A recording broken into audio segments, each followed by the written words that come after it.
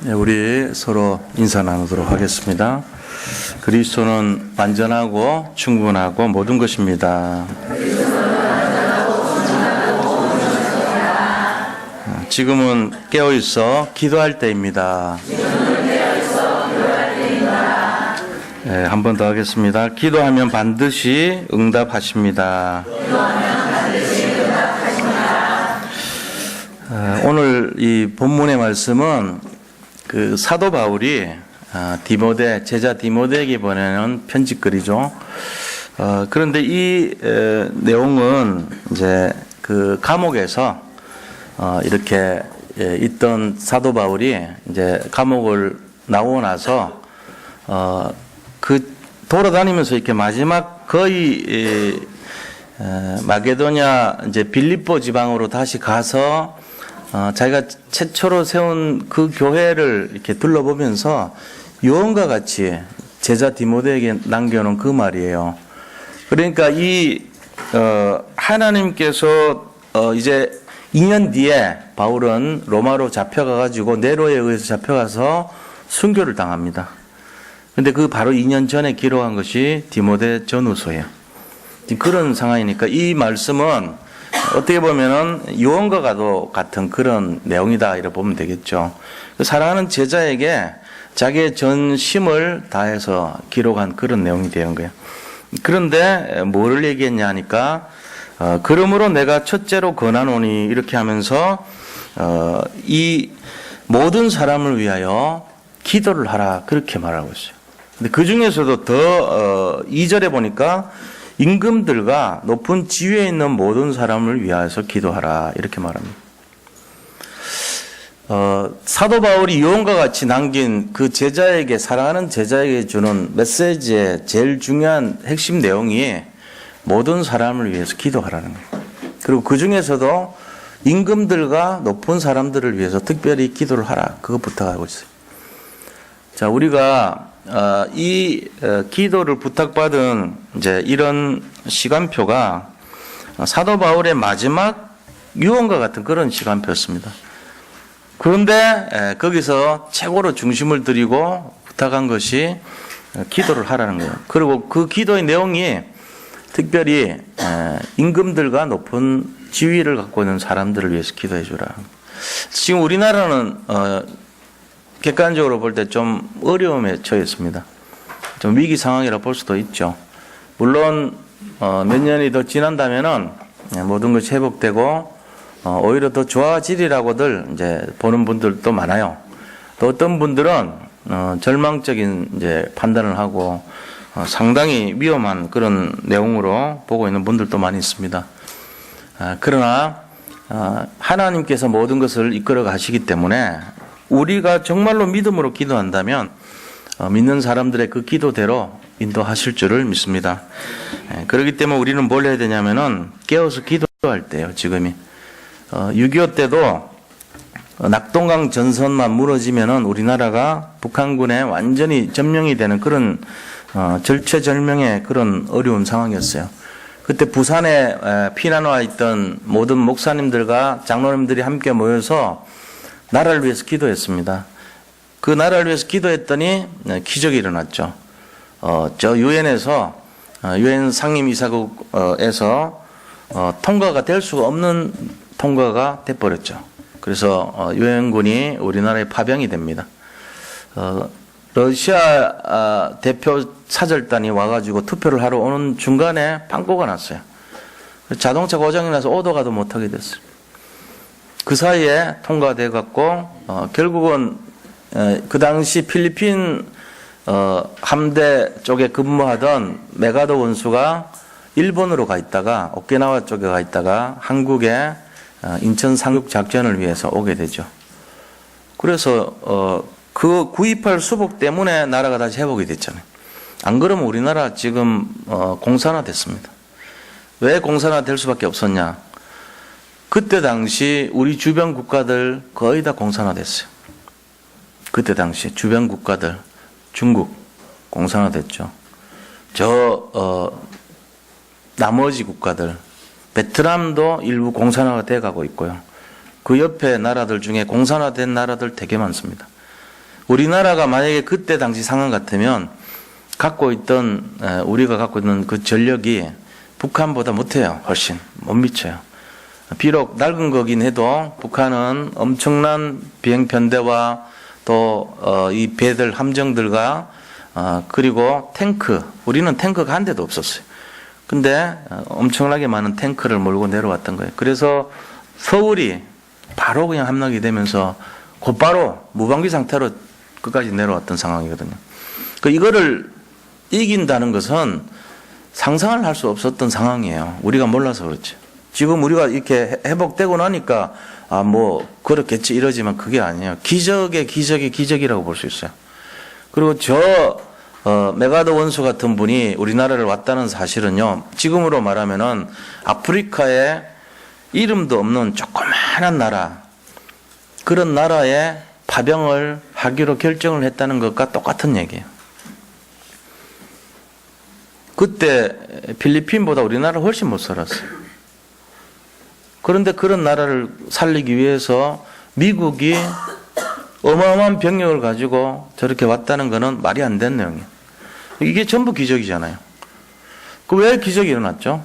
우리가 볼 땐 당연한 거죠. 왜 당연합니까? 나라를 위해서 기도했기 때문에요. 지금이 그때와 다를지는 모르지만 어떤 면에서는 하나님의 절대 시간표일 수가 있어요. 믿는 사람들이 기도를 해야 될 때일 수도 있습니다. 사도 바울은 임종을 앞두고 자기가 단두대 목을 잘리면서 죽기 전 2년 전에 제자에게 편지를 간곡하게 썼는데 그 내용이 너희는 모든 사람들을 위해서 기도하라. 그 중에서도 특별히 임금들과 높은 지위에 있는 자들을 위해서 기도하라. 이걸 말했던 거예요. 우리가 이거를 좀 빗대서 생각하면요, 지금이 기도할 때가 맞구나.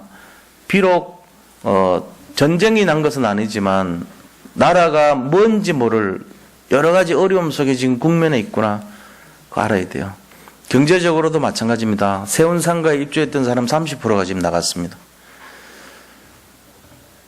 중국으로 수출 많았던 동대문이 지금 장사가 안 된답니다. 제가 거래하고 있는 이 문방구점이 있는데요. 그 문구점 갔더니요, 전에는 주차를 못했어요. 지금은 널널해요. 왜 그러냐면은 1층 라텍스 가게 임대 간판 붙여놨어요. 2층 그 브라인드하고 천막하는 가게 새 내는 그 가게 다음 달에 임대 낸답니다. 3층, 4층, 5층, 6층 다 나갔어요. 남아있는 거 지하 드림 오피스 거기만 남아있어요. 그래서 자기들은 70% 이상 거의 80%가 다 나갔대요. 위기라고 그러더라고요. 그리고 요새 옛날 같으면은 엄마랑 애 같이 오면은 그냥 샤프 펜슬 엄마 사줘 그러면 바로 그냥 뭐 1,000원짜리니까 하나 그래 그리고 사준대요. 지금은 집에 있잖아 몇 개째 그거 쓰고 온 거야 그러면서 그런데요, 자기 그 앞에 있는데 가슴을 콱콱 찌른대. 안 사준대. 비수로 그냥 찌른대요. 난 뒤에 돌아가가지고 야단칠 몰라도 바로 눈앞에서 아무 소리도 못한대 이제. 그러니까 이 현실이란 말이에요. 거기다가 트럼프 당선돼가지고 미국 금리 올린대요. 그러면 우리나라 돈 다 빠져나가요. 투자했던 거 다 회수해갑니다. 한국도 할 수 없이 금리를 더 높여줘야죠. 왜? 미국에 안 뺏기려면. 그러면은 돈 빌려가지고 집 사고 투자하고 했던 사람들은 이자 또 많이 물어내야 되죠. 더 힘들게 되는 거예요. 이게 지금 우리나라 현실이 될 수 있습니다. 자, 그러면 어떻게 해야 됩니까? 기도를 할 수 있는 사람들이 이 세상에 많습니까? 많지 않아요. 기도를 해도 응답을 받을 수 있는 사람들이 많지 않아요. 그러면 기도를 해서 응답받을 수 있는 사람은 오직 하나님의 자녀인 줄 믿습니다. 자, 우리에게는 그 특권과 권세가 있습니다. 그런데 우리가 기도하지 않는다면 어떻게 되겠어요? 지금이 깨어서 기도할 때인 줄 믿습니다. 그래서 중보라는 것이 뭐냐? 다른 사람이 기도하는 게 중보 기도인데, 중보 기도라는 의미가 다른 사람을 위해서 기도한 거잖아요. 그런데 그 중보라는 의미가 있어요. 그게 뭐냐? 다리를 놓다 이 말이에요. 중보란 뜻이 정확하게 보면 다리 놓다는 거예요. 중매쟁인가? 뭐 일종의 그런 거죠. 중보는 다리 놓는 것을 중보라 그래요. 뭘 다리를 놔요? 하나님하고 인간을 다리 놔주는 거. 사람하고 사람을 다리 놔주는 거. 그게 중보예요. 그래서 우리가 이 중보 기도를 할 줄 있어야 돼요. 다른 사람들 기도 못해요. 지금 새가족 처음 온 분들이 어떻게 기도를 하겠어요? 교회도 겨우 오는데 기도라는 게 뭔지도 모르는데 교회에서 다니지만 기도 모르는 사람 많아요. 그 기도를 할 수 있다는 것은 굉장한 축복과 건세란 말이에요. 그러면 이 건세를 가지고 내가 저 사람 기도 못하지. 내가 기도해 줘야 되겠다. 우리 가족이 기도를 모르고 있어요. 기도를 해줘야 돼. 저 사람이 기도도 모르고 사업하고 있어요. 내가 저 사업체를 위해서 기도해 줘야지. 부모, 형제, 자매가 서로 이 기도의 관계가 된다면, 서로 중보자가 된다면, 우리는 뭐 기도해도 응답도 없는 것처럼 보이지만 성령께서는 그거를 하나도 안 빠뜨리고 기억하고 성취하는 줄 믿으시기 바랍니다. 그대로 다 성취합니다. 우리가 드린 기도는 1.1핵도 한 방울도 떨어지지 않고 그대로 다 응답되는 걸 믿으셔야 돼요. 우리 눈앞에 증거가 안 보이는 것처럼 보이지만 실제로는 어마어마한 역사가 진행되고 있다는 것을 믿으시기 바랍니다. 그래서 오늘 정말로 우리가 나라를 위해서 기도할 때라는 거죠. 그리고 중보 기도할 때예요. 모든 사람을 위해서. 그리고 이런 내용들이 왜 해야 되는지를 우리가 다시 한번 살피는 그런 시간을 가지기를 바랍니다. 그래서 본론에 들어가서요. 첫 번째 중보 기도입니다. 중보는 다리를 놓는 것을 중보라고 그랬죠. 다리 놓는 사람 이런 의미를 갖고 있어요. 그러면 중보 기도는 뭡니까? 이 중보 기도는 다른 사람을 위해서 다른 일을 위해서 기도하는 것을 중보 기도라고 하는데 자, 오늘 1절 보세요. 중보 기도에 대해서 1절이 설명을 하고 있습니다. 그러므로 내가 첫째로 권하노니 모든 사람을 위하여 간구와 기도와 도고와 감사를 하되 이렇게 나와 있어요. 이 뭔가 이렇게 그냥 기도를 나열한 것처럼 보이지만 이게 뭔가 의미 있는 순서를 나타내고 있는 거예요. 지금 이 네 가지 기도에 대해서 설명을 하고 있습니다. 이 네 가지 기도는요, 중보 기도의 네 가지 모습을 나타내고 있다고 볼 수도 있습니다. 그런데 이 내용들을 좀 원어적으로 보면요, 첫째 간구라고 하는 말은 헬라 말로 데이세이스라고 그렇게 말을 합니다. 이 뜻이 뭔 말이냐면은 긴박한 상황에서 개인과 단체가 하는 그런 기도를 데이세이스라 그래요. 급할 때 어떤 기도죠? 제발 좀 살려주세요. 정말 이거 좀 해결해 주셔야 돼요. 꼭요. 이런 거 있잖아요. 아주 긴급하게, 간절하게. 정말 큰일 났어요. 이거 해결해 줘야 돼. 이런 거. 어쩌면 지금 우리나라에 대해서는 간구를 해야 돼요. 하나님, 우리나라 지금 큰일 났어요. 이거 막아주셔야 되겠어요. 나라가 이거 안정이 돼야 됩니다. 하나님, 정치인들 정말 똑바른 정치할 수 있도록 또 그 중에서도 예배를 알고 복음하는 사람들이 정치 끌어갈 수 있도록 해주셔야 돼요. 꼭 해주셔야 돼요. 이런 간구. 그게 데이세이스입니다. 그게 간구예요. 그 데이세이스는 계속하면 안 돼요. 큰일 날 때 많은 거예요. 계속하면 별로 안 좋아 이게. 주로 급하고 안 좋고 뭔가 절박할 때 하는 게 데이세이스란 말이에요. 간구는 간절한 기도는 뜻이죠. 한자말로 하면. 근데 그 간절한 기도라는 의미가 물론 이제 데이세이스라는 헬라말하고 통하긴 하지만 안 좋을 때 많이 하죠. 좋은 일이 일어날 때 간구합니까? 물론 간구도 하겠죠. 꼭 1등 되게 해주세요. 승리하게 해주세요. 뭐 이런 거 하겠죠. 축구 경기 하는데 하나님 우리나라가 이겨야 됩니다. 우승하게 해주세요. 간구하죠. 주로 이제 그런 일은 있지만 땀은 있죠. 우리 개인이 진짜 마음 실어가고 하는 거는 절박할 때, 너무 어처구니 없을 때, 너무 막 힘들 때, 사방에 우겨싸움을 당할 때, 내가 지금 한 치 앞도 앞날을 예측을 못할 때, 죽을 것 같을 때, 이럴 때 하는 게 간구예요. 별로 좋은 게 아니에요. 간구 자꾸 하시는 분들 보면 이제 기도를 안 하니까 하나님이 그렇게 만드는 수가 많습니다. 기도 좀 하라고. 근데 그 별로 좋은 거 아니에요. 하나님 이거 해주셔야 됩니다. 이거 손 넘어갈 때 하는 거예요. 잘못했어요. 꼭 하나님 꼭요. 이러면서 평상시 마음 실어서 기도 안 하니까 이렇게 만드는 기도한다. 그게 간구라고 봅니다. 두 번째 하는 기도는 그냥 기도입니다. 이 기도는요, 프로슈케라고 그래요. 프로슈케. 이 프로슈케는 뭐냐면요, 영적인 교제 이런 뜻이에요.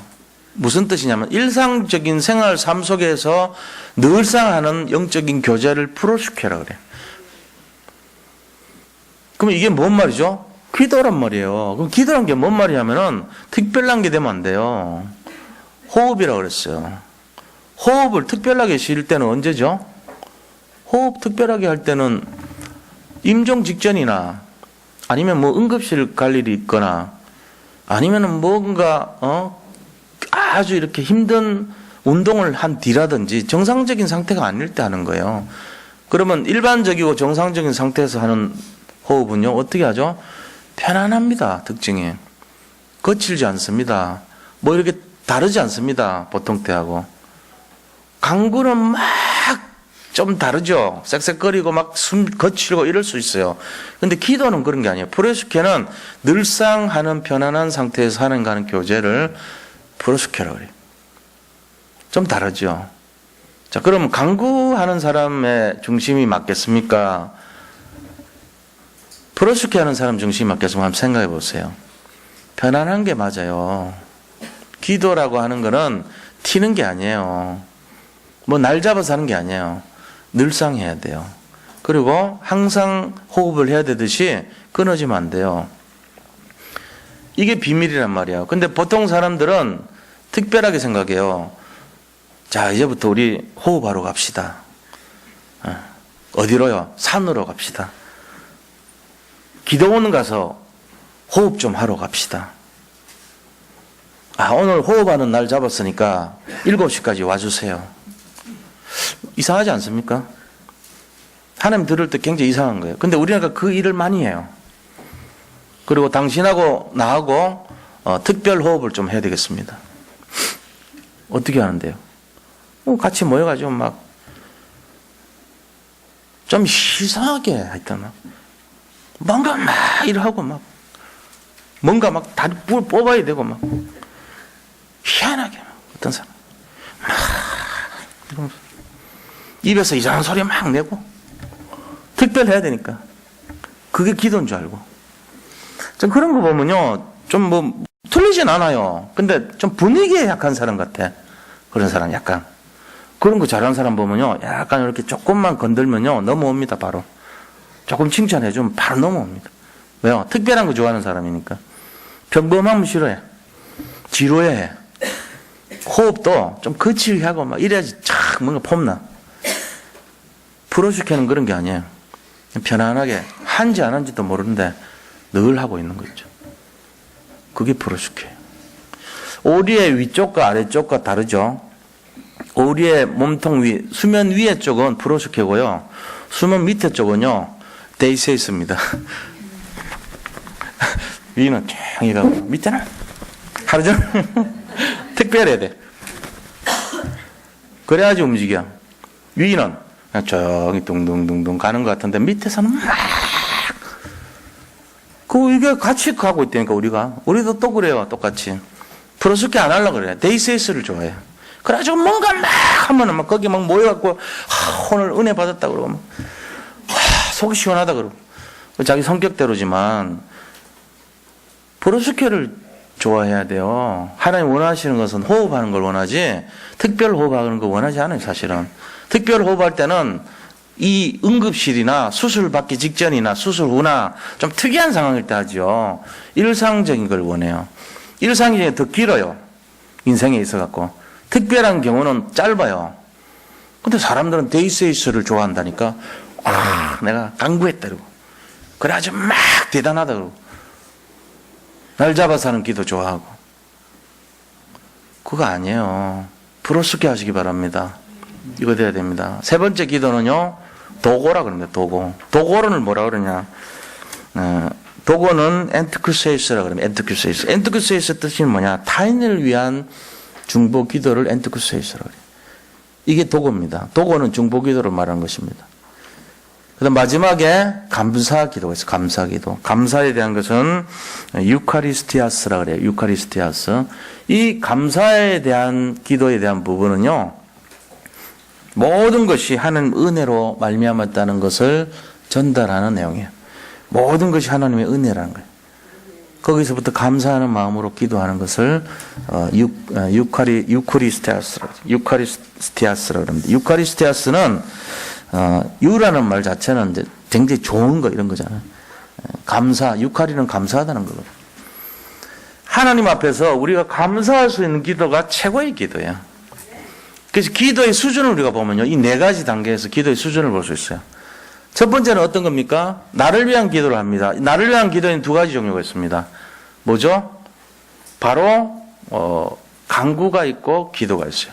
나를 위한 기도의 수준, 그게 정말로 급할 때 하는 기도. 그렇잖아요? 나를 하긴 하는데 급한 일 생길 때 갑자기 하는 기도. 평상시 기도 안 해요. 근데 급한 일 생겼어요. 너무 막 지금 절박해. 죽을 것 같아. 그때 하는 그 기도. 그거를 막 한다고, 나를 위해서. 두 번째 기도는요, 그냥 기도하는 거죠. 두 번째 어떤 기도를 해요? 편안하게. 그냥 평상시에. 나를 위해서 하긴 하는데 평상시에 하나님과 지속적으로 소통을 하는 기도를 말해요. 이 수준을 그냥 우리는 프로슈케라고 합니다. 프로슈케의 기도를 해야지 자꾸만 데이세이스 기도를 좋아하면 안 돼요. 그 이상한 거예요. 성격이 좀 이상할지 모르지만요, 자꾸 그런 식으로 하면 안 되는 거예요. 이 수준이 나를 위한 기도를 할 때 평상시에 소통할 수 있는, 이게 나를 위한 단계예요. 자, 그 다음 조금 더 높은 단계가 뭐죠? 그 단계가 도구입니다. 이제 내가 아니고 남을 위한 기도를 하는 거예요. 이게 이제 상당히 수준 높은 기도죠. 그죠? 그래서 내뿐만 아니라 내 가족들, 친척들, 그 다음에 뭐 친구, 민족, 국가, 세계, 이런 걸 위해서 막 기도하는 거예요. 전에는 한 번도 안 했어요. 근데 이거를 막 기도하는 거예요, 수준이. 이제는 내가 아니라 남을 위한 기도. 그 다음에 더 높은 단계 수준이 뭐죠? 그게 바로 감사 기도입니다. 내 일상에서 감사할 수 있는 마음을 찾는 기도인 거예요. 세상은요, 감사할 일이 그렇게 많지 않습니다. 더 짜증날 일만 날마다 있습니다. 감사할 일은 한 5%도 안 될지도 몰라요. 95%의 내용들이 전부 다 힘들고 어려운 일이에요. 마치 연어와 송어가 물을 거슬러 올라가야 되듯이 인생은요, 거슬러 올라가서 힘든 것이에요. 그래서 목적지를 향해서 우리가 살아가듯이 그렇게 어려운 고난의 과정을 겪어가는, 역행하는 그런 모습이 더 많아요. 근데 그 속에서 감사를 찾은 거예요, 우리가. 이게 보통 일이 아니죠. 이게 기도 수준이 이 네 단계란 말이에요, 사실은. 그래서 간구의 단계, 그 다음에 일반 기도의 평상시 기도의 단계, 그 다음 도구의 단계, 감사의 단계. 이 수준이요, 우리 인생의 기도의 내용이 되는 거예요. 그게 중보기도의 단계로 그냥 써놓은 것 같지만 1절에 기도의 내용과 기도의 수준을 기록해 놓은 것입니다. 자, 그러면은 두 번째로 이런 기도 속에서도 특별히 당부한 것이 뭡니까? 임금과 높은 지위에 있는 사람들 위해서 기도하라 그랬어요, 지금. 자, 결과적으로는 나라를 위해 중보기도해야 됩니다. 나라를 위한 중보기도입니다. 두 번째, 나라를 위한 중보기도. 오늘 2절 말씀 보니까 임금들과 높은 지위에 있는 모든 사람을 위하여 하라. 이는 우리가 모든 경건과 단정함으로 고요하고 평안한 생활을 하려 함이라. 이게 뭔 말이죠? 그 정치를 하고 있는 분들, 또 세상의 권세를 갖고 있는 사람들의 결정에 따라서 너무나 많은 영향을 받고 있어, 우리가. 북한이 평양 신학교 생겨나서 굉장히 동방의 이스라엘이라는 말까지 들을 정도로 탁 복음이 막 흥황하고 말씀이 흥황하고 사람들이 막 복음화되고 이랬는데 어느 날 한 사람이 딱 나타난 거예요. 김일성. 그 한국에 부산에 그 내려온 분 있어요. 김일성 친척이에요. 그 자기 식탁에서 밥 먹는데 김일성 딱 총을 꺼내더래. 자기 이제 사촌 형이 사촌 동생이에요. 사촌 동생이 보니까 하늘을 향해서 총을 빵 쏴면서 이제부터 우리 가족들 예수 안 믿어 이러면서 신은 죽었어 이러고는 그러더래요. 그 자기가 느낌이 안 좋아가지고 그날 밤에요. 그 교회에 있는 이제 장부 있잖아요. 이거 헌금 장부 그거 혹시 필요할까 싶어서 그거 하고 거기 있는 문서 챙겨가지고 밤에 도망쳐 내려왔다 그러더라고. 그분도 부자가 됐어요. 다행히. 그래도 그 김일성 김일성이가 자기 그 사촌 동생 보고 네 어느 학교 교장하라고 이렇게 맡겼는데 자기 안 하고 내려온 거야. 근데 이제 엄청 부자 돼. 실제로 살아요. 부산에 지금도. 굉장히 돈 많이 버는 사람입니다. 재벌입니다, 사실. 우리가 이런 내용 보면요, 한 사람이 중요하잖아요. 김일성 한 명이 딱 총해가지고 신은 죽었다. 이제부터 전부 모든 우리나라, 우리 북한은 예수를 안 믿는다. 이렇게 이제 해가지고 종교를 말살을 시켰단 말이에요. 한 명이 중요하잖아요. 그 정치인 한 명이 잘못해버리면요, 나라가 지금 위기가 와버리잖아요. 지금 무당 한 명이 지고 흔들어 버리니까 지휘권 챙기느라고 이용을 해먹었는데 피해를 입잖아요. 근데 그 한 사람의 피해가 아닌 거예요, 이게. 나라 전체가 지금 피해를 입고 있잖아요. 세계적인 이미지로 볼 때 우리나라 굉장히 많이 추락되어 있습니다. 누가 이런 나라를 투자를 하려고 그러겠습니까? 예를 들어. 이런 위태위태한 상황인데. 지금 여러 가지로요, 물질적으로도 굉장히 손해 입힌 거예요. 그 몇몇 사람 미꾸라지들이. 이게 지금 우리가 지금 기도할 때가 된 이유가 그거란 말이에요. 왜 우리가 높은 지위, 정치인들, 임금 대통령 아니야 말이에요. 말하자면은. 왜 기도해야 되는가? 우리가 지금 피해를 입고 있단 말이에요. 우리 자신들도 모르게 우리가 지금 어려움을 당하고 있잖아요. 지금 사업하시는 분들 사업이 안 됩니다. 아까도 얘기했지만. 이 결국은요, 장기적으로 보면은 모든 가정이 다 피해 입는 거예요, 사실은. 하는 것마다 다 어려움 당해요. 그럼 결국 어떻게 되죠? 그 피해의 제일 마지막 단계가 누구죠? 후손들이에요. 거기에 영향을 받는 아이들이 영향을 받아요. 희망 없는 나라, 비전 없는 나라, 이런 나라에서 내가 뭘 해? 이렇게 돼버린단 말이에요. 랩런트들 마음속에 희망이 없어지기 시작하는 거예요, 그러면. 안 되죠. 그럼 이걸 막아야 되잖아요. 막을 수 있는 방법이 뭐죠? 우리가 할 수가 없어요. 우리가 할 수 있으면 우리가 그 일을 해야 되는데 우리가 못합니다. 어떻게 해야 되죠? 하나님의 영으로, 성령으로 하셔야 돼요. 하나님이 이 나라를 돌봐주시고 하나님이 이 나라를 지켜주셔야 되는 거예요. 6.25 때 그랬던 것처럼.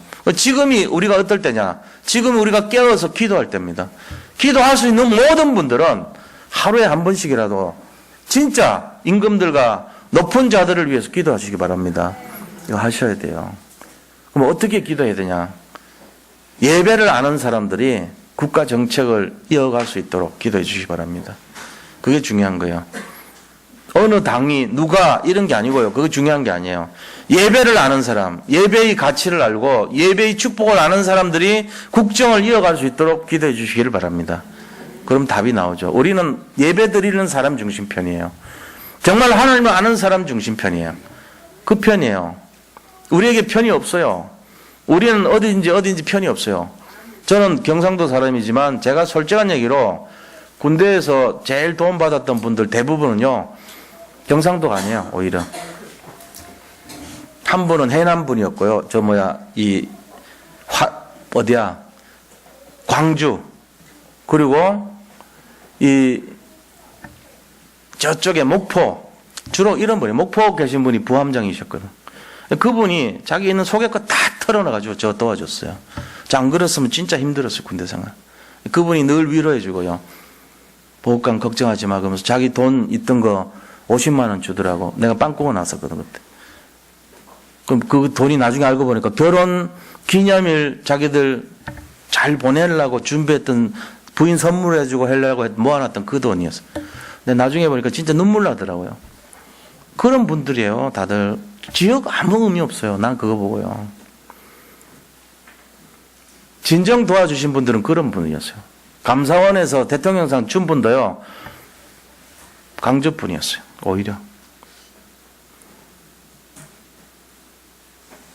그러니까요, 누가 되든지 뭐 하든지 이게 중요한 게 아니에요. 진짜가 뭐냐면요, 하나님을 알고 주님을 두려워할 수 있는 사람이, 그런 사람이 정책을 이끌어갈 수 있도록 그거 기도해 줘야 돼요. 하나님 모르는 사람이 하면 큰일 난단 말이에요. 누가 되든지 관계없어. 하나님 떠난 사람이 하면 큰일 나요. 이 나라 지금 위기란 말이에요. 다른 게 위기가 아니에요. 그게 위기인 거예요. 무슨 당이 돼야 되고 무슨 누가 돼도 그게 아니에요. 하나님을 경외하는 사람이, 하나님을 아는 그 사람이 나라를 이끌어갈 수 있도록 기도해 주시기 바랍니다. 지금 다행히 그런 분이 하고 있어요. 지금 다행히 대행으로. 제가 그분을 얘기하는 게 아니에요. 그분이 대통령 되자 이런 얘기도 아니에요. 누가 됐든지 관계없어요. 하나님을 경외하는 사람, 그 사람이 나라를 이끌어갈 수 있도록 기도해 주시기 바랍니다. 꼭 해주셔야 돼요. 우리만이 이 나라를 살릴 수 있어요. 지금은 그래요. 그만큼 절박한 시간표예요. 지금 우리만이 경제를 회복할 수 있습니다. 우리만이 이 흑암에 빠진 문화를 살릴 수 있습니다. 우리만이 이 정말로 어려운 사회를 건질 수 있습니다. 그런데 기도하지 않다면 안 되겠죠. 반드시 기도해 주시기 바랍니다. 정말로 간곡한 마음으로 말씀드리는 것입니다. 우리가 무슨 능력이 있어서 하겠습니까? 능력이 있어요. 우리가 하나님을 아는 사람이고 우리는 그리스도의 영인 성령을 함께하고 있는 자들입니다. 우리의 능력은 이 세상을 이길 수 있는 그만큼 큰 능력인 줄 믿으시기 바랍니다. 그래서 기도하셔야 돼요. 기도할 줄 모르면은 읽으세요. 자기 적어놓고 읽으셔도 돼요. 기도는 다 똑같아요. 마음을 담으셔야 돼요. 아까 제가 간구와 기도와 도구와 감사의 기도 중에 실제적으로 내가 마음을 담고 하는 기도가 어떤 건지 아세요? 내가 진짜 마음 담고 하는 기도가 간구예요. 주로 절박할 때, 어려울 때, 힘들 때, 살려주세요 할 때 그때 내 마음을 담잖아요. 그런 일을 당해서만 꼭 마음을 담아야 되겠습니까? 평상시에 마음 담아서 기도하셔야 돼요. 평상시에 마음을 담고 중보 기도하셔야 돼요. 평소에 마음을 담고 감사의 기도를 하셔야 돼요. 감사와 중보와 일반 기도는 마음을 담지 않아. 근데 그냥 익숙한 기도를 하는 거예요.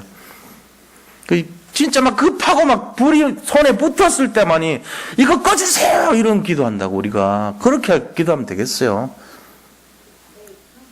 평상시에 하셔야 돼요. 평소에 승리하시기를 축복합니다. 평소에 하셔야 돼요. 그래서 왜 그러냐, 우리나라가 어떤 나라인지를 알아야 돼요. 우리나라가요 이 건국을 했을 때 초대 이승만 대통령이 거의 90%가 기독교인이었습니다. 거기 있는 분들 국회의원의 90%가 기독교인이었어요. 왜 그랬냐, 저 선교사로 하셨던 분이 추천해 준 분들이건 대부분. 그래가지고 우리나라 이 중간 가덕위에 추천을 받은 사람들인데 그 중에 50명 중에 49명이 기독교인을 추천받았던 거예요. 그분들이 다 국가요직에 들어갔으니까 당연히 기독교 국가로 시작했죠. 완전히 불교 국가, 유교 국가인 우리나라가 기독교를 시작한 나라가 돼버린 거예요. 그때 초대 국회가 이제 처음 1회 국회죠. 재헌국회라고 그럽니다. 그 재헌국회 때 처음 기도하신 우리나라를 건국하고 국회가 처음 열렸는데 거기서 처음으로 기도하신 국회의원이 누구냐면 이윤용 목사님이에요. 목사님인데 그 많은 90%가 다 기독교니까 장로님, 목사님 다 그런 분인데 목사는 한 분밖에 없었어요. 나머지는 다 장로님들과 집사님들 이런 분이었다고. 대단한 국가입니다. 우리는 참 지나가서 전 잘 모르지만 그렇게 시작된 국가예요. 근데 이분이요 한 말씀이 있어요. 뭐라 하냐면은 우리나라 모양을 어떤 사람은 호랑이 같다고 말을 한다. 또 어떤 사람은 토끼가 닮았다고 얘기를 한다. 또 어떤 사람은 버선 모양이라고 얘기한대. 버선 아시죠? 이렇게 생겼죠. 버선 닮았어요 좀. 그리고 어떤 사람은 춤추는 여자의 모습이라고 그렇게 얘기를 한대요. 이렇게 막 춤추잖아요. 그러나 그게 아니다는 거예요. 우리나라의 모습은 기도하는 사람의 모습이라는 거예요. 저 제주도는 버선을 벗어놓은 모습이고 신발 벗어놓은 모습이고요. 나머지는 하늘을 향해서 두 손을 모으고 기도하는 사무엘의 모습과 같다. 그래서 우리나라는 기도를 할 수밖에 없는 나라고 기도로 모든 것을 이길 수밖에 없는 그런 나라라는 거예요. 우리나라는 기도로 전 세계에 우뚝 설 것이고 기도를 해야만 하는 민족이라는 거예요. 왜? 기도 모양을 갖고 있으니까. 그래서 무력으로 세계를 정복하는 것이 아니라 기도로 세계를 정복하는 나라다. 그렇게 말했어요. 그게 이윤용 목사님, 국회의원 이용호 목사님의 말씀이었습니다. 자, 지금 우리가 지금 어떨 때입니까? 나라가 위기가 왔습니다. 우리가 정말로 기독교인이라면은 이 나라의 위기를 놓고 중보 기도를 해야 되는데 마음을 담고 하시기 바랍니다. 하루에 한 번씩이라도 진짜 나라를 위해서 어떻게 기도하라고요? 복음을 알고 하나님을 경외하고 두려워할 줄 아는 그런 예배를 하는 그런 사람이 국가의 정책을 이끌어갈 수 있도록 기도해 주시기를 부탁드립니다. 그렇게 하셔야 돼요. 다른 사람 기도 못해요. 저 밖에 지나가는 사람에게 아무리 얘기를 하고 부탁을 하고 해도 기도 어떻게 하는지 모른다 그럽니다. 우리는 여기서 기도를 압니다. 기도하는 우리가 이 절박한 상황 속에서 나라를 위해서, 위정자들 위해서, 정치인들을 위해서, 높은 사람들을 위해서 기도해야 됩니다. 우리가 기도한다고 바뀝니까? 반드시 바뀝니다. 기도하면 반드시 응답을 받게 돼 있어요. 우리는 모릅니다. 기도의 응답의 비밀을. 하나님은 기도를 이루어 가시고요. 기도의 응답을 날마다, 시시때마다 응답을 이루어 가시는 것입니다. 우리나라가 이렇게 빠른 시간에 전 세계 강대국까지 데려가는 이 OECD 안에 들어갈 수 있었다는 건 기적이에요. 외국의 경제학자들 연구할 가치가 있다 해가지고 들여다보고 있는 그런 상황입니다. 있을 수 없는 얘기예요. 한강의 기적은요, 엄청난 것입니다. 저 라인강의 기적, 독일의 기적을 본받아서 그대로 했잖아요. 박정희 대통령이 그거 배워갖고 다 한 거예요. 포항제철 짓고, 뭐 짓고, 그대로 똑같이 한 거예요. 고속도로 내고 해가지고. 물론 그분이 뭐, 잘했다, 잘못했다 지금 얘기하는 게 아니고요. 우리가 이렇게 극기간 시간에 이렇게 빨리 됐던 것은 분명히 하나님의 간섭이 있다는 걸 믿으셔야 됩니다. 안 그러면 이렇게 될 수가 없어요. 생각해 보세요. 지금 길에 주차 문제 때문에 얼마나 골치 아픕니까? 옛날에 우리 어릴 때 20년 전, 30년 전 예를 들어 그때만 해도 차 타고 다니면 상상을 못할 정도였죠. 와, 대단하다 이렇게 했죠. 지금은 차 타고 다니면요, 웬만하면 한 집에 한 대, 좀 괜찮으면 두 대, 그것도 심하면은 가족 수대로 다 있어요. 어른 대, 뭐 애들 크고 하면 가족 수대로 다 있다니까. 4대, 5대 있는 집도 있다니까요. 이 틀린 얘기가 아니에요. 지금 우리나라 지금 그만큼 잘 살아요, 사실. 우리가 피부로 못 느껴서 그렇지. 엄청나게 잘 사는 나라가 돼버린 거예요. 경제만 보더라도. 수준만 보더라도 굉장한 나라가 된 거예요. 그렇다면은, 이게 우리의 힘과 노력으로 된 것 같습니까? 천만의 말씀입니다. 하나님의 간섭하심이 있었다는 거예요. 그렇다면 우리가 하나님의 능력을 무시하면 안 돼요. 하나님 앞에서 우리가 기도했을 때 받은 응답의 결론이 이런 결론으로 나타난 거란 말이야. 근데 왜 기도가 하나도 믿어지지 않고 기도하지 않고 응답 안 된다고 생각합니까? 그만큼 우리는요, 신앙생활에 익숙해져 있습니다. 이 감격이 사라진 거예요. 신앙생활 자체에 대한 감격이 없어졌어요. 더 이상 나를 변화시킬 힘을 느끼지 못하는 상태가 되어버려서 무감각한 상태. 강단에서 목회자가 그리스도의 말씀을 대언해서 선포해도 그런가 보다 하고 또 한 주간 지나다가 또 여기 앉아 계세요. 또 그런가? 뭐 그러든지 뭐 이러고요. 뭐 하면은 뭐 그러든지. 이 말은 뭔 말입니까? 나는 안 해. 남들이 하든지 이런 거예요. 나는 거기에 주역이 싫어. 되기 싫어. 나는 조연이야. 항상. 나는 제일 앞에 서는 거 안 해. 난 중간쯤 끼어가야 돼. 그게 습관화되어 있다니까. 제일 앞자리에 서서 제일 앞에서 은혜 받는 거는 나한테 기대하지 마. 나는 좀 적당한 게 좋아. 항상. 앞서지도 뒤처지지도 않은 중간쯤이 좋아. 그리고 너무 깊게 빠져들지 않을 거야, 나는. 그렇습니까? 그래. 여기 너무 빠져들면 재미가 없잖아. 좀 여행도 가고 싶은데, 아니면 뭘 좀 하고 싶은데, 그런 걸 못 하겠어. 이래 되면 안 되죠. 특별한 상황이 있을 때는 어쩔 수 없어요. 그러나, 우리의 중심이 하나님을 떠나도 되고, 안 되고, 이런 상황이 되면 안 돼요. 그러니까 우리도 모르게 그런 일을 하고 있단 말이에요. 예. 하나님이 마음이 아픕니다. 마음이 아파요. 우리가 진짜요, 하나님을 기쁘시게 해야 돼요.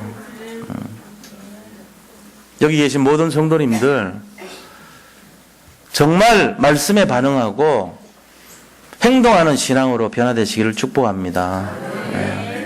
실제적으로 나타내줘야 돼요. 우리가 오늘 이 말씀을 보세요. 나라를 위해서 기도해야 됩니다. 이제 세 번째입니다. 그럼 이 두 가지, 중보기도를 하고 나라를 위해서 기도해야 되는 이유가 뭐냐 하는 거예요. 궁극적인 이유. 우리가 이렇게 해서 우리가 잘 먹고 잘 사는 게 아니에요. 가장 중요한 이유는요, 다른 데 있어요. 그 이유는 바로 현장과 시대와 우리 후대들과 모든 사람들을 살리자는 겁니다. 그밖에 없습니다. 살려야 돼요. 살리는 그것 때문에 이 중보기도 하는 거예요. 만약에 중보기도에서 현장을 살리지 못한다면 중보기도 할 이유가 없죠. 이 관계, 다리를 놓아줘야 되는 이유는 살리기 위해서 그런 거예요. 피를 통하게 하고 하나님과 은혜가 통하게 하고 하나님과 뜻이 통하게 하고 그걸 위해서 우리가 중보를 하는 거예요. 3절 4절 보세요. 뭐라고 되어 있습니까? 이것이 우리 구주 하나님 앞에선 선하고 받으실 만한 것이니 하나님은 모든 사람이 구원을 받으며 진리를 아는 데 이르기를 원하시느니라. 중보기도하는 이유, 기도하는 이유가 뭐냐? 모든 사람이 구원받고 모든 사람이 진리를 알기를 원하신다는 거예요. 하나님께서. 다시 말하면 구원받고 그리스도 알기를 원하신다. 그 얘기하는 거예요. 사람 살리기를 원하시는 거예요. 결국은. 이 중보자가 누구냐? 5절 6절에 나와 있죠. 5절 6절 보니까 하나님은 한 분이시요 또 하나님과 사람 사이의 중보자도 한 분이시니 곧 사람이신 그리스도 예수라 그랬습니다. 그가 모든 사람을 위하여 자기를 대속물로 주셨으니 기약이 이르러 주신 증거니라 그랬습니다. 하나님이 기약이 이르렀다면 언약을 약속을 했는데 그 때가 왔으니까 그리스도를 보내셨다는 얘기예요. 메시아에 대한 언약을 심었는데 그 때가 이르러서 메시아를 보내주셨다는 그 얘기입니다. 근데 그분이 바로 누구냐? 그리스도입니다. 이 그리스도가 누구냐? 중보자라는 거예요. 하나님과 사람 사이를 서로 화목시켜주는, 그래서 그 화목시켜주는 제물로 오신 중보자인 거예요. 예수님이. 결국은 뭐 때문에요? 우리를 살리려고요. 그것 때문에 오신 거예요. 모든 사람들을 살리려고. 여기 계신 모든 성도님들이 정말로 복음으로 회복되시기를 축원드립니다.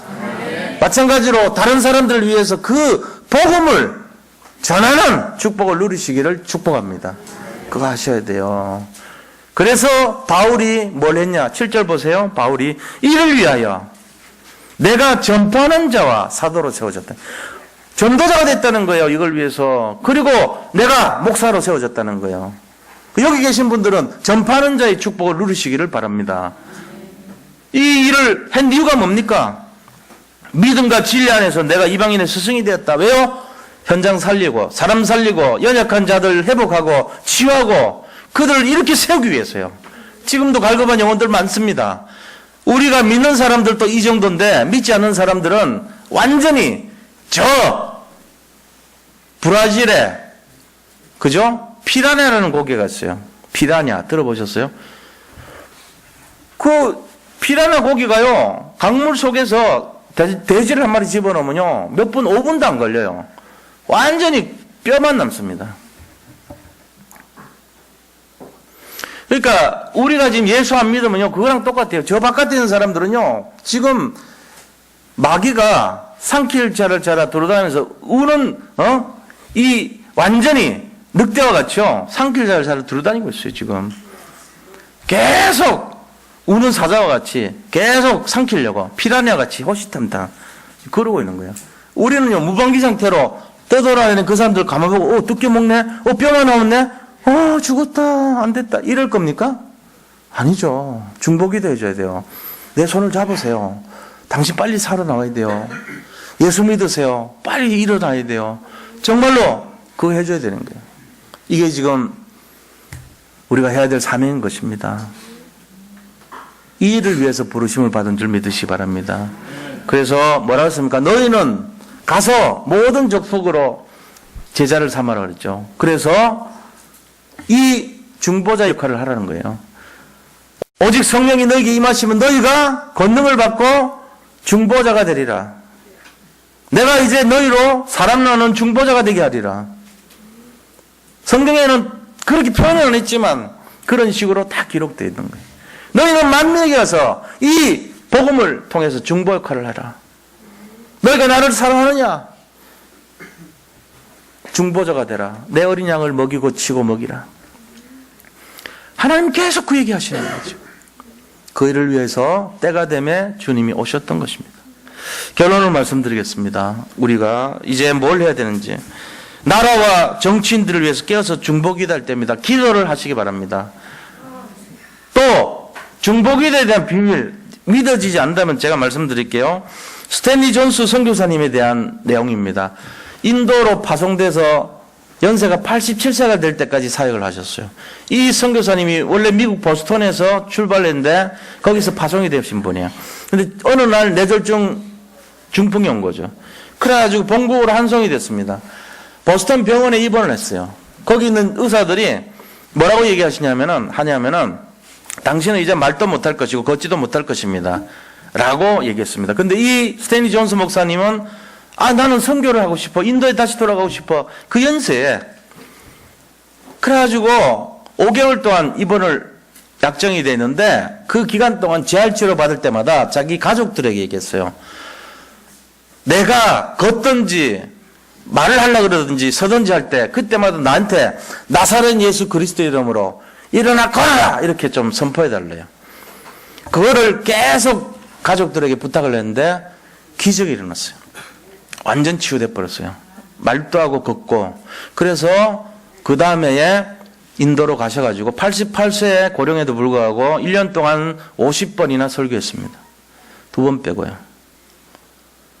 자, 우리가요, 중보기도가 얼마나 강력한 힘을 갖고 있는지 실제적으로 사용하셔야 돼요. 대부분 사람도 안 믿습니다. 기도하지도 않을 뿐더러. 기도한다 해도 마음을 실지 않습니다. 손에 불이 붙어야 그저 이제 조금 기도하죠. 주여 불 꺼주세요! 이러면서. 강구를 하지 마세요, 제발. 평범한 기도, 프로슈케를 하세요. 거기다 더 나아가서 중보기도를 배우시기 바랍니다. 더 나아가서 감사하는 기도를 배우셔야 돼요. 세상에는 전부 다 어렵고 힘든 일밖에 없지만 감사는요, 거슬러가는 인생의 최고의 축복입니다. 이 비밀 배우셔야 돼요. 지금도 고민에 빠져서 여기 오신 분들 많잖아요. 모든 성도님들이 다 그거 걸려 있습니다. 감사를 배워버리면 그날로 끝나버려요. 고민 떠나갈 줄 믿으시기 바랍니다. 이게 적극적으로 이기는 방법이에요. 하나님께 감사하시기 바랍니다. 나라를 위해서 기도하시고 중보를 통해서 진짜 믿음으로 기도하시고 감사의 기도를 회복하시기 바랍니다. 세 번째는요, 뭐 하냐? 이걸 통해서 우리가 이 세상 모든 사람들을 살리고 현장을 살리는 축복의 증인이 주역이 되시기를 축복합니다. 자, 우리 받은 말씀 생각하면서 잠깐만 같이 함께 기도하겠습니다. 기도할 때 나라를 위해서 기도해 주시기 바랍니다. 함께 기도합니다. 아버지 하나님, 오늘 주신 말씀을 통해서 우리가 기도하기를 원합니다. 하나님 함께 하시고 인도해 주시고 특별히 우리나라 위기 상황에 놓여 있는데 아버지 하나님 정치인들이 회복되게 하시고 정말로 예배를 하는 사람이 국정을 이끌어갈 수 있도록 인도해 주시옵시고 정말 이 제사장으로서 이 시대를 이끌어갈 수 있는 축복의 주역이 될 수 있도록 이 나라를 축복하여 주시옵소서. 아버지 하나님 모든 민족이 아버지 정말 복음을 떠날지라도 우리 한국 대한민국이 영원할 것은 아버지 기도하는 시작으로 아버지 시작된 나라입니다. 기도로서 준비된 나라입니다. 기도할 수 있는 민족입니다. 정말로 하나님께서 인도하여 주시옵소서. 모든 것을 감사드리옵고 살아계신 예수 그리스도 이름으로 기도드립니다. 아멘.